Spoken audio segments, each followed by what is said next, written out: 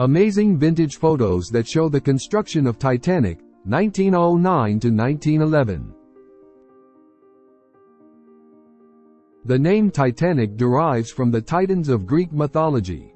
Built in Belfast, Ireland, in the United Kingdom of Great Britain and Ireland, RMS Titanic was the second of the 3 Olympic-class ocean liners.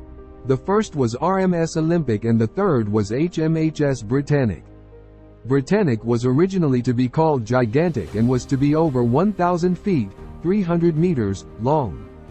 They were by far the largest vessels of the British shipping company White Star Line's fleet, which comprised 29 steamers and tenders in 1912.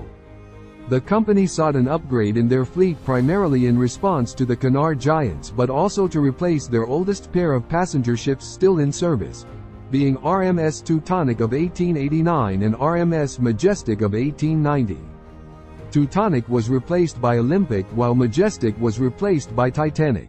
Majestic would be brought back into her old spot on White Star Line's New York service after Titanic's loss.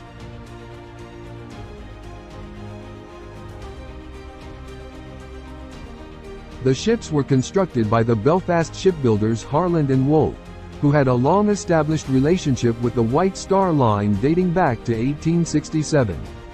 Harland and Wolff were given a great deal of latitude in designing ships for the White Star Line. The usual approach was for the latter to sketch out a general concept which the former would take away and turn into a ship design. Cost considerations were relatively low on the agenda and Harland and Wolff was authorized to spend what it needed on the ships, plus a 5% profit margin. In the case of the Olympic-class ships, a cost of £3 million, approximately £310 million in 2019, for the first 2 ships was agreed plus extras to contract, and the usual 5% fee.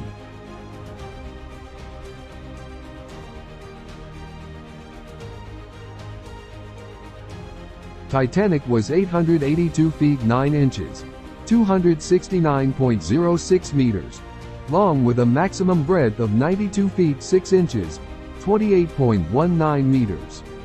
Her total height, measured from the base of the keel to the top of the bridge, was 104 feet, 32 meters. She measured 46,329 GRT and 21,831 NRT and with a draft of 34 feet 7 inches, 10.54 meters, she displaced 52,310 tons. All 3 of the Olympic-class ships had 10 decks, excluding the top of the officers' quarters, 8 of which were for passenger use.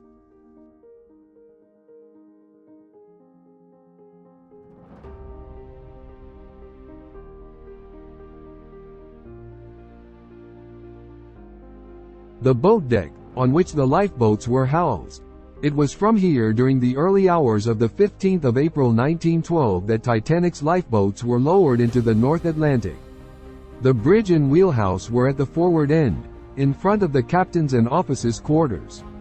The bridge stood 8 feet, 2.4 meters, above the deck, extending out to either side so that the ship could be controlled while docking. The wheelhouse stood within the bridge. The entrance to the first-class grand staircase and gymnasium were located midships along with the raised roof of the first-class lounge, while at the rear of the deck were the roof of the first-class smokeroom and the relatively modest second-class entrance. The wood-covered deck was divided into 4 segregated promenades, for officers, first-class passengers, engineers, and second-class passengers respectively. Lifeboats lined the side of the deck except in the first-class area, where there was a gap so that the view would not be spoiled. A deck, also called the promenade deck, extended along the entire 546 feet, 166 meters, length of the superstructure. It was reserved exclusively for first-class passengers and contained first-class cabins, the first-class lounge, smokeroom, reading and writing rooms and palm court. B deck, the bridge deck, was the top weight-bearing deck and the uppermost level of the hull. More first-class passenger accommodations were located here with 6 palatial staterooms, cabins, featuring their own private promenades. On Titanic, The à la carte restaurant and the Café Parisien provided luxury dining facilities to first-class passengers. Both were run by subcontracted chefs and their staff. All were lost in the disaster. The second-class smoking room and entrance hall were both located on this deck. The raised forecastle of the ship was forward of the bridge deck, accommodating number 1 hatch, the main hatch through to the cargo holds, numerous pieces of machinery and the anchor housings. Aft of the bridge deck was the raised poop deck, 106 feet, 32 meters long, used as a promenade by third-class passengers. It was where many of Titanic's passengers and crew made their last stand as the ship sank. The forecastle and poop deck were separated from the bridge deck by well decks. Sea deck, the shelter deck, was the highest deck to run uninterrupted from stem to stern. It included both well decks. The aft one served as part of the third-class promenade.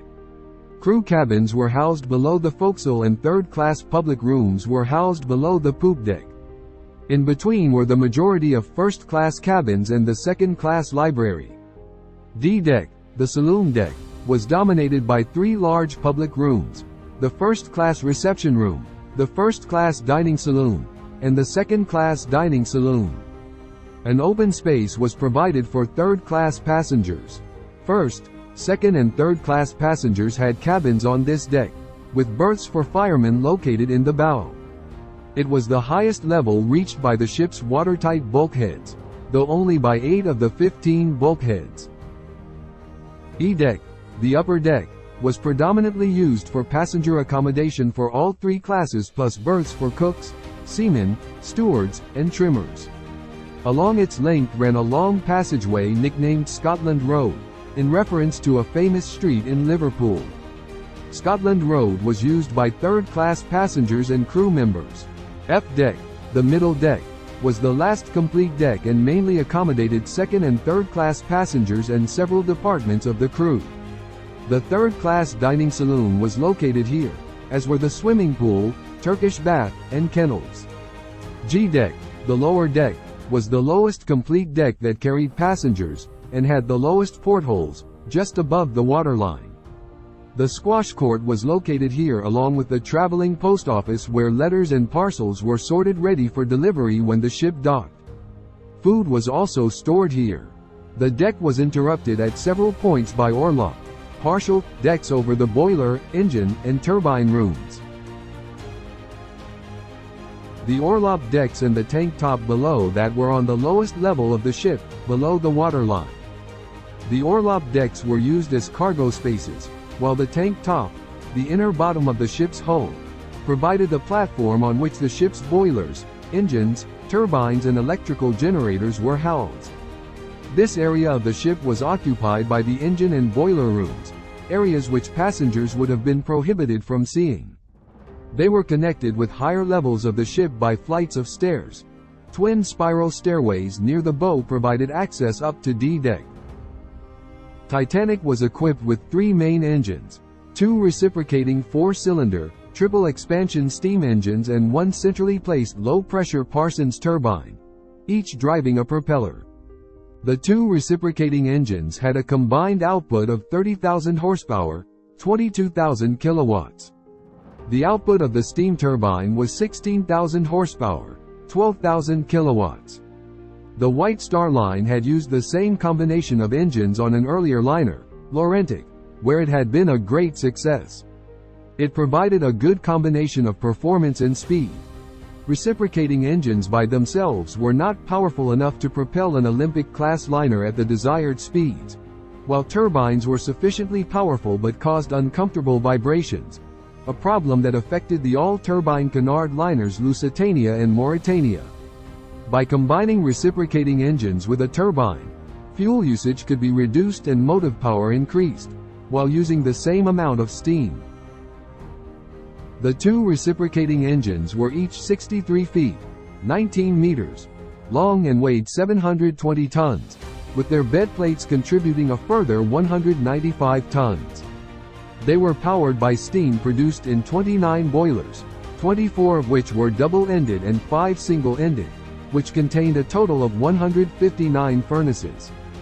The boilers were 15 feet 9 inches, 4.80 meters, in diameter and 20 feet, 6.1 meters, long, each weighing 91.5 tons and capable of holding 48.5 tons of water. They were heated by burning coal, 6,611 tons of which could be carried in Titanic's bunkers, with a further 1,092 tons in Hold 3.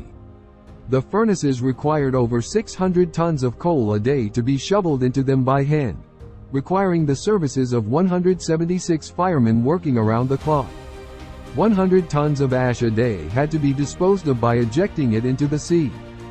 The work was relentless, dirty and dangerous, and although firemen were paid relatively generously, there was a high suicide rate among those who worked in that capacity. Titanic sank on the 15th of April 1912 after striking an iceberg during her maiden voyage from Southampton, England, to New York City, United States. Of the estimated 2,224 passengers and crew aboard, more than 1,500 died, making it the deadliest sinking of a single ship up to that time. It remains the deadliest peacetime sinking of a superliner or cruise ship. The disaster drew public attention, provided foundational material for the disaster film genre, and has inspired many artistic works.